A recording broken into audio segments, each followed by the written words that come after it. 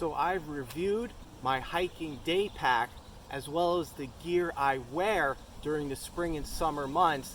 But what do I actually take with me in my day pack during the spring and summer? Find out.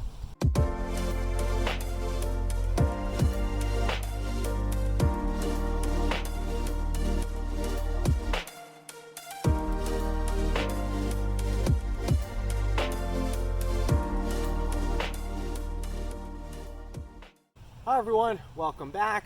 If you're new to my channel, I'm Steve, your guide through the Pacific Northwest, where I take you to see waterfalls, scenic vistas, mountains, lakes, and rivers. I also give hiking gear reviews as well, so I want you to smash that subscribe button below, click the notification bell, and adventure with me. So if you've seen any of my hiking videos or seen my day hike pack review, then you know the Camelback Ultra Pro is my favorite day hike pack, and in my opinion, one of the best day hiking packs you can get. But in today's video, I wanted to go over what I actually take with me on my day hikes to give you some tips and ideas. So let's get right into it. Now, there are always certain items I always take with me during my spring and summer day hikes. One of my items that I always take with me is my buff. Now, the buff serves multiple uses.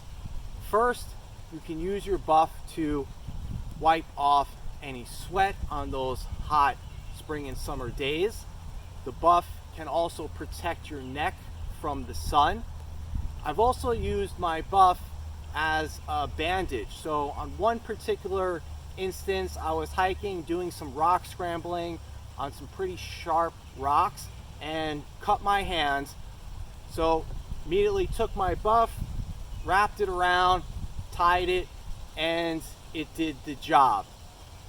Other uses for the buff is you can dunk this in springs or streams, rivers, and kind of get any kind of mud or grime off of your hands or face.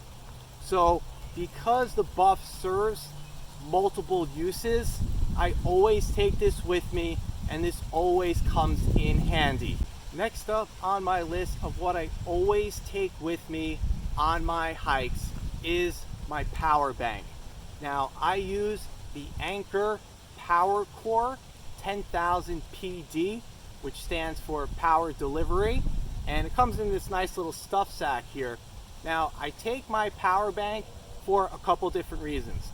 First, I want to make sure if I'm doing a lot of filming that my camera doesn't die out, so I always have my power bank with me just in case. The second reason why I always take a power bank with me, and why you may want to consider taking one with you as well, is nowadays a lot of people are following trail maps using an app. So for instance, people may use Guthook, Gaia, or even All Trails. Now let's say, for example, you're hiking a trail that is really difficult to follow. So you find yourself checking your map on your app multiple times. Now, the last thing you want is for your phone to die right in the middle of the hike, which can leave you in a position of possibly getting lost.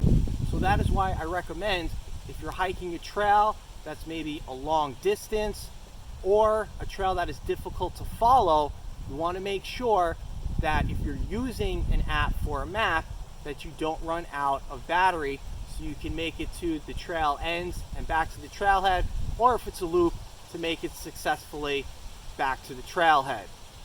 Next up on the list of what I always take with me on my spring and summer hikes is my lip balm, and I always make sure that the lip balm does have SPF protection, and this is really important, especially if you're on a trail that doesn't have much shade. Now, following the lip balm, you can probably guess where I'm going next from here, and that is my sunscreen. I always take sunscreen with me on my spring and summer hikes. Now, this is a pretty large tube right here. Sometimes I'll take this tube but other times I'll take a smaller tube like this. Now, if you don't already take sunscreen with you on your spring and summer hikes, then I highly recommend that you do. Because for instance, let's say you're going out to hike a trail that you don't know much about. That trail could end up having zero or limited shade, so you do run the risk of getting burns. Let's talk about nutrition. Now, there's a couple different factors that's going to dictate how much nutrition I take with me on the trail. First is obviously how long is the trail? Is it 2 miles or is it 10 miles? Second factor is going to be the level of difficulty. So for instance, is there going to be a lot of elevation gain over a short distance? So if we're talking about 1,000 or 1,500 feet elevation gain over just 1 or 2 miles, that's going to expend a lot of energy. So I need to make sure that I have enough fuel with me on that hike. So if it's an easy trail, couple miles, pretty flat, then I'll just take maybe 1 Cliff Bar with me. But on those more difficult hikes, then I'll definitely make sure that I take a few nutrition bars with me so I don't run out of fuel. Now, you don't just have to take nutrition bars with you. This is just something that I prefer. There's other nutrition you can take out there with you. There's nutrition gels. Obviously, you can take your own food, fruit, sandwiches. That works just fine, whatever you're comfortable doing. But just make sure that you take enough with you so you don't run out of energy, especially on those difficult hikes. Now let's get into the most important thing to bring with you on your spring and summer hikes, or any hike for that matter, and that is your water or other hydration that you take with you. Now, how much hydration I take obviously depends on how hot it's going to be, how long the trail it's going to be, the difficulty. Now, what I like to use are the hydration flasks. Other people may like to use smart water bottles or a water bladder, but my day hiking pack comes with 2 500 milliliter hydration flasks, and they're held in the front. But depending on how hot it is that day or the level of difficulty, I may have to bring a couple extra flasks as well. Now, as much as it's important not to run out of hydration on the trail, it's also really important not to run out of muscle glycogen. So in other words, you don't want to run out of carbohydrates while you're on the trail. Why is that so important? Well, if you run out of muscle glycogen, you're going to run out of energy. You're going to run out of strength, and you're not going to have the energy or strength to get through that trail.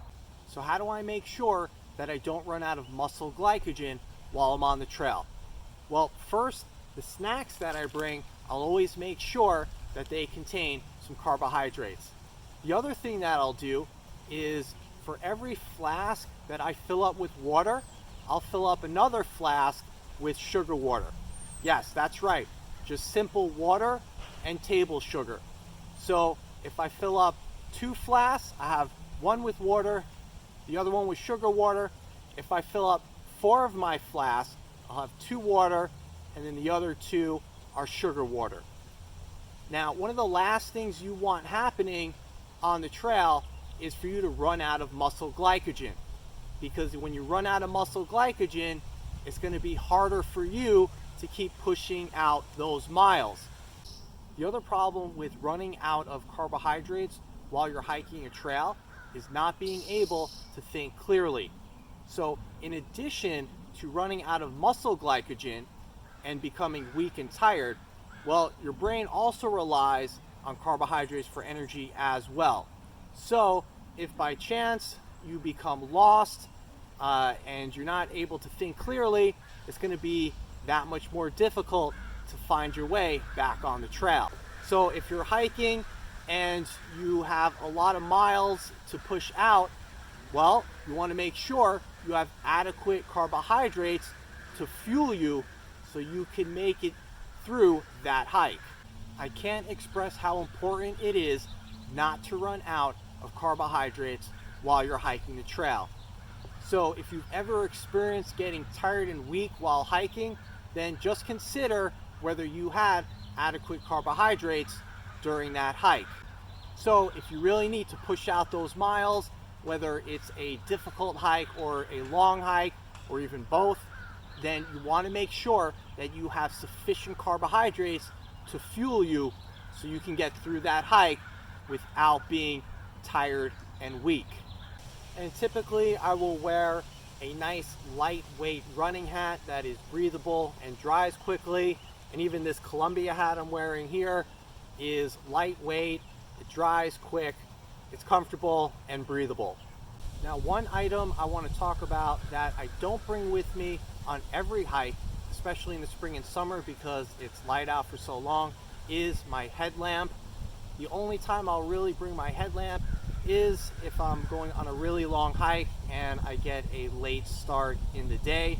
Then yeah, absolutely, I will definitely bring my headlamp with me because this can be a lifesaver, especially when it's dark out and you really need to find your way on the trail.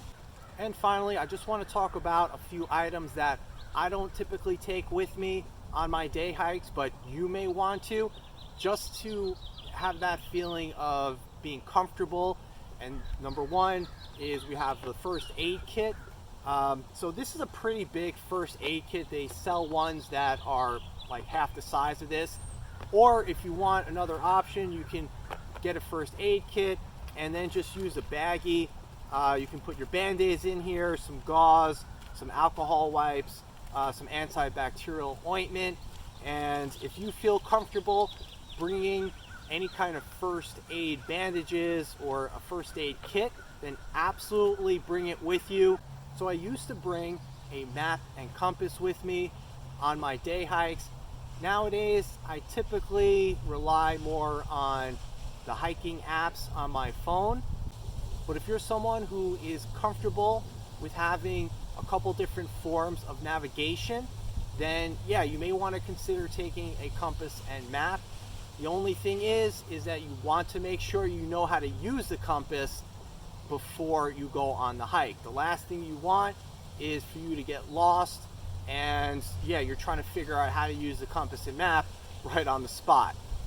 And finally, another item that I typically do not take with me on my day hikes is a lighter. Now, some people do like to take this. Again, it's another just in case item. They feel just more comfortable in case that for some reason they're stranded overnight and they need to start a fire, then they have the handy lighter with them. But it's something that I typically don't bring with me. But again, if you're comfortable bringing a lighter, the first aid kit, map and compass, then by all means, bring those items. All right, guys, that is it for the video. Just wanted to share some items that I take with me on my day hikes. Hopefully I was able to give you a couple tips. If you like the video, give it a thumbs up, leave a comment below. Let me know some items that you take when you go day hiking. As always, don't forget to click the subscribe button and the notification bell so you can see more great hikes and other gear reviews. And then I'll see you next week. Take care.